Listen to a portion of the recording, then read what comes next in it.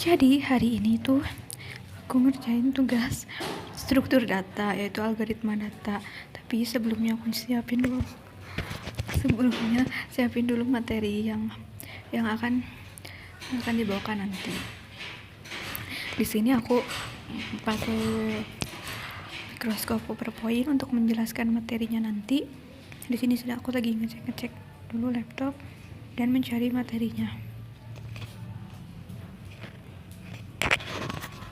Nah, di sini tuh setelah selesai dibuat PowerPoint-nya untuk dijelaskan materinya. Nah, yang pertama itu ya tugas, yaitu tentang algoritma Dijkstra, di mana untuk memenuhi tugas UAS struktur data. Nah, seperti ini. Untuk memenuhi tugas UAS struktur data, maka saya membuat algoritma Dijkstra dan beserta source code-nya di C++. Nah, di sini tuh ada saya sendiri, yaitu sebagai Resa.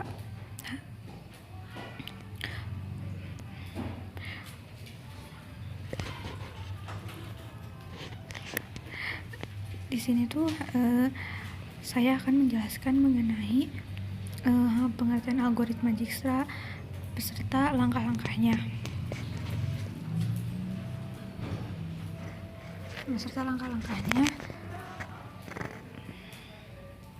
Nah, setelah itu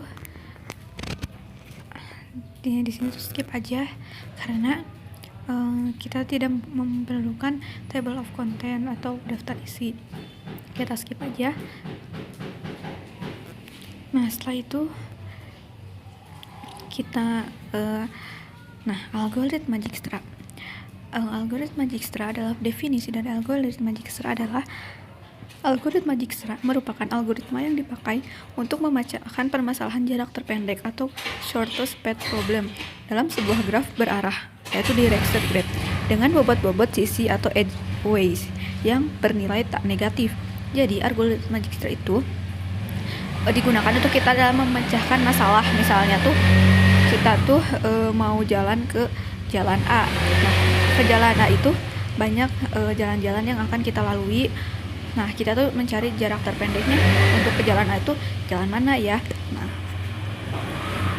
Nah, setelah itu ada lanjutannya. Algoritma ini untuk menyelesaikan masalah mencari lintasan terpendek.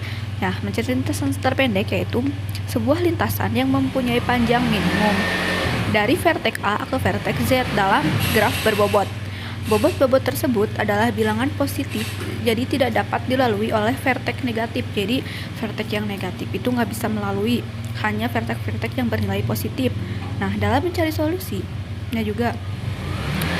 Nah, algoritma mencari panjang lintasan vertex A ke vertex Z dalam sebuah graf berbobot. Nah, yang pertama itu langkah-langkahnya, pilih vertex dengan bobot yang terendah dari vertex yang belum dipilih. Jadi kita menginisialisasikan dengan 0 dan yang sudah terpilih diinisialisasikan dengan 1. Nah, yang kelima, tetapkan vertex terpilih dengan label permanen dan terbaru vertex. Nah, ini kita skip juga poin-poinnya. Nah, vertex terpilih dengan label. Tentukan vertex sementara yang terhubung pada vertex yang sudah terpilih sebelumnya dan merupakan bobot terkecil dilihat dari tabel. Tentukan sebagai vertex terpilih berikutnya. Nah, yang ketujuh itu, apakah vertex yang terpilih merupakan vertex tujuan? Jika iya, maka kumpulan vertex tersebut merupakan rangkaian yang menunjukkan lintasan terpendek. Nah, begitu seterusnya hingga semua vertex-vertexnya itu terpilih. Jadi kita harus ada langkah-langkahnya juga untuk mengerjakan vertex tersebut. Tidak bisa asal. Nah, setelah itu ada poin selanjutnya, kita skip aja. Nah, di sini tuh ada Menurut Andrew Goldberg, peneliti Microsoft Research Silicon Valley, mengatakan ada banyak alasan mengapa peneliti terus mempelajari masalah pencarian jalan terpendek. Jalan terpendek adalah masalah optimasi yang relevan sebagai macam aplikasi, seperti jaringan, routing, game, desain sirkuit, dan pemetaan. Nah, di sini tuh ada gambar verteknya juga, di mana ada V1, V2, V3, V1, V2, V3, V4, V5, V6, dan V7.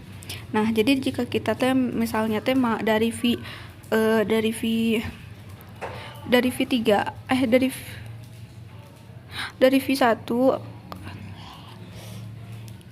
Nah, terima kasih, sekian yang dapat saya sampaikan. Mohon maaf bila banyak kekurangan. Nah, di sini saya menggunakan codingan C++. Yang pertama, seperti biasa, kita masukkan ke library include iStream sebagai library atau penyimpanannya. Juga define. Nah, define untuk menyimpan data-datanya juga. Nah, yang pertama itu ada cout. Nah, nanti akan keluar nama saya sendiri sebagai identitas. Setelah itu kita menginisialisasi integer i, j, source, target, start, minimum, a, update, versi, minimal, wait, atau jarak terpendek. Nah, kita juga nanti bisa memasukkan jumlah vertex yang diinginkan. Bobotnya berapa, karena nanti untuk menentukan jarak terpendek lintasan tersebut. Nah, setelah itu nanti itu bisa dimasukkan vertex awal, vertex tujuannya untuk menentukan. Nah, dan ada jika untuk ada minimumnya. Ada minimum itu untuk membantu nantinya mencari atau mencapai jarak terpendek. Kan kita algoritma Dijkstra itu mencari jarak terpendek. Terus ada bobot terkecil yang dilalui. Bobot terkecil yang dilaluinya itu berapa? Nah, tuh jalur yang ditempuh adalah misalnya untuk mencapai vertex tersebut tuh kita menempuh jalur berapa aja yang dekat gitu.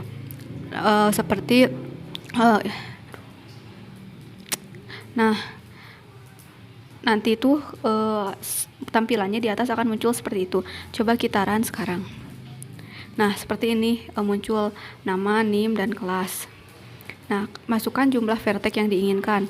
Di sini saya menuliskan sembarang, yaitu 5 aja. Terus 2, terus 3, terus 4. Nah, terus 6. Terus di sini itu 3, 4, 6.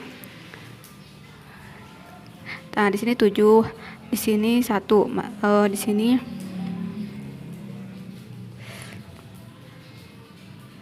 Nah, di sini saya juga memasukkan 3. Nah, vertex awalnya itu kita tuh dari lintasan yang ketiga, kita akan mencapai lintasan yang keempat.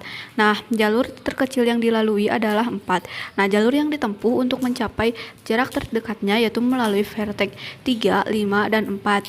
Itu adalah jarak terpendeknya.